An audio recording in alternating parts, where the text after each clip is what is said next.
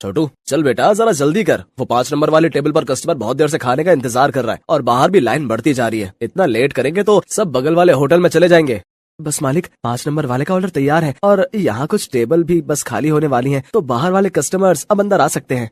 ये है सत्यभान और इसका होटल अतिथि देवो भव। जैसा इस होटल का नाम था ठीक वैसा ही यहाँ का काम था। होटल के अंदर आने से पहले हर कस्टमर का तिलक किया जाता था और फिर बड़े ही सम्मान के साथ उसे बिठाकर खाना परोसा जाता था। इस अनोखे तरीके की वजह से ही सत्यभान का ये होटल बहुत मशहूर था और बड़ी दूर दूर से लोग यहाँ खाना खाने आते थे। होटल के खाने का बढ़िया स्वाद और यहाँ की साफ सफाई भी एक बड़ी वजह थी कि आसपास के कई होटलों और ढाबों को छोड़कर कस्टमर सत्यभान के पास ही आते थे।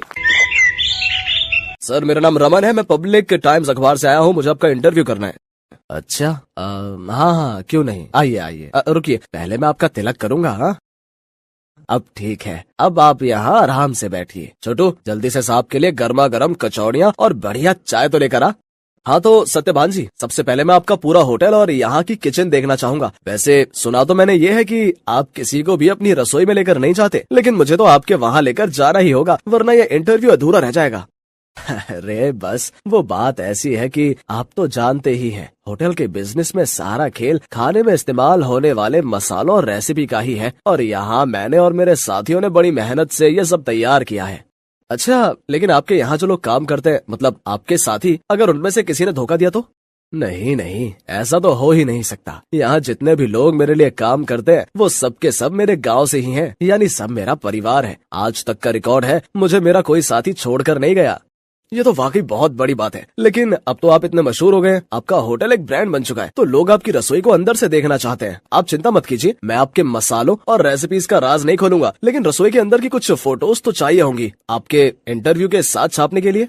सत्यभान उस पत्रकार को समझाने की कोशिश करता है, लेकिन वो खुद ही उस पत्रकार की बातों में फंस जाता है। अखबार में अपना इंटरव्यू और फोटो छपने की बात से वो बहुत खुश था और इसी खुशी में वो बह गया और उस पत्रकार को उसने अपने होटल का एक एक कोना बहुत अच्छे से दिखाया। साथ ही अपनी रसोई में ले जाकर अपने सारे तौर तरीकों और रेसिपीज का भी अनजाने में खुलासा करता गया। वो पत्रकार होटल की लगभग हर चीज की तस्वीर ले रहा था। इंटरव्यू के दौरान उसने सत्यभान से कई सवाल पूछे, जिनके जवाबों में सत्यभान के सारे सीक्रेट खुलते जा रहे थे।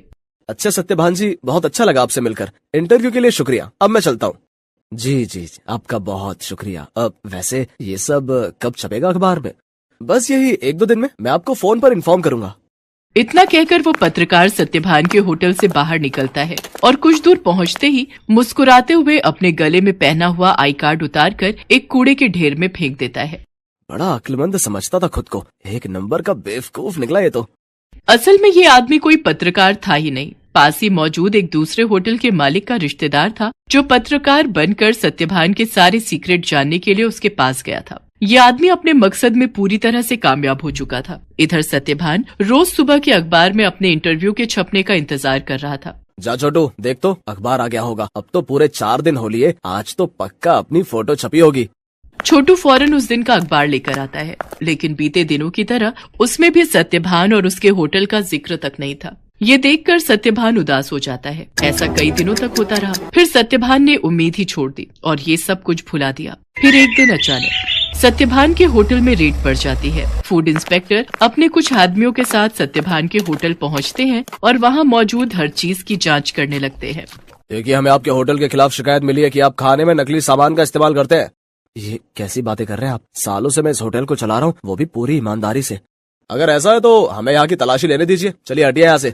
पूरी टीम होटल का कोना कोना छानने लगती है। तभी उन्हें किचन के पास एक छोटा सा दरवाजा दिखता है। फूड इंस्पेक्टर खुद इस दरवाजे को खोलकर अंदर जाते हैं तो उन्हें काफी मात्रा में नकली घी, तेल, नकली मसाले जैसी कई चीजें मिलती हैं। तो ये है तुम्हारी ईमानदारी का सबूत? हाँ, शर्म आनी चाहिए तुम्हें। सत्यभान को कुछ समझ ही नहीं आ रहा था कि आखिर उसके साथ हुआ क्या। खाद्य विभाग की टीम सत्यभान के होटल को सील कर देती है। साथ ही सत्यभान को जेल भेज दिया जाता है। एक ही पल में सत्यभान का सब कुछ बर्बाद हो गया था। उसका परिवार सड़क पर आ गया था। सत्यभान खुद को बेगुनाह साबित नहीं कर सका और उसका सब कुछ जुर्माने की रकम अदा करने में चला जाता है। उसके गांव के लोग जो उसके लिए काम किया करते थे वो भी उसका साथ छोड़कर गांव वापस चले जाते हैं, सिवाय छोटू के। चलो, तुम्हारी जमानत हो गई है। जमानत की बात सुनकर सत्यभान चौंक जाता है। वो बाहर आकर देखता है तो एक वकील के साथ खड़ा छोटू उसका इंतजार कर रहा था। छोटू, तूने ये सब कैसे किया बेटा? तेरे पास इतने पैसे कहाँ से आए? मैं तो बिन माँ बाप का एक लावारिस था मालिक। आपने मुझे सहारा दिया था तो मैं आपको इस हाल में अकेला कैसे छोड़ देता? आपको याद है, मैं हर महीने की तनख्वाह से कुछ पैसे जोड़ता था अपनी आगे की पढ़ाई के लिए। बस वही आज काम आ गए। छोटू की बात सुनकर सत्यभान की आंखों में आंसू आ जाते हैं और वो छोटू को गले लगा लेता है। लेकिन अभी भी सब कुछ ठीक नहीं हुआ था। शहर भर में सत्यभान का नाम खराब हो चुका था। इसलिए सत्यभान अपने परिवार और छोटू के साथ शहर छोड़कर अपने गांव चला जाता है। वहाँ बांस के बड़े बड़े जंगल थे, जिनके बीचों बीच एक छोटी सी झोपड़ी बनाकर सत्यभान और उसका परिवार रहने लगता है। सत्यभान के पास गुजर बसर के लायक भी पैसे नहीं थे, इसलिए उसे कुछ तो करना ही था। तभी एक दिन उसने गांव के एक बच्चे को एक आधे कटे बांस में कुछ खाते हुए देखा। सत्यभान उस बच्चे के पास गया और उससे बोला, बेटा, ये क्या खा रहे हो? ये हरे बांस का अचार है और ये रोटी है। ये बर्तन, ये भी बांस से बना है। वो यहाँ गांव में बांस ही सबसे ज्यादा उगता है ना, तो हम लोग इसी का ज्यादा से ज्यादा इस्तेमाल करते हैं। उस बच्चे की बात सुनकर जैसे सत्यभान के दिमाग के घोड़े दौड़ने लगे। उसने फौरन छोटू को अपने पास बुलाया और उसे कुछ समझाने लगा। फिर अगले दिन तड़के सुबह ही वो छोटू के साथ बांस के जंगल में गया और ढेर सारी बांस की लकड़ियां काट कर ले आया। सत्यभान और छोटू दिन रात लगे रहे और देखते ही देखते उन दोनों ने सिर्फ बांस की मदद से पूरा का पूरा होटल बनाकर तैयार कर लिया, जहां दीवारें भी बांस की थीं और सारे बर्तन भी। अब सवाल ये था कि इस होटल में पकेगा क्या? मालिक, आप चिंता मत कीजिए, हमें जाकर सब लोगों से बात करनी चाहिए जो शहर में अपने साथ काम करते थे। मुझे विश्वास है कि वो सब हमारा साथ जरूर देंगे।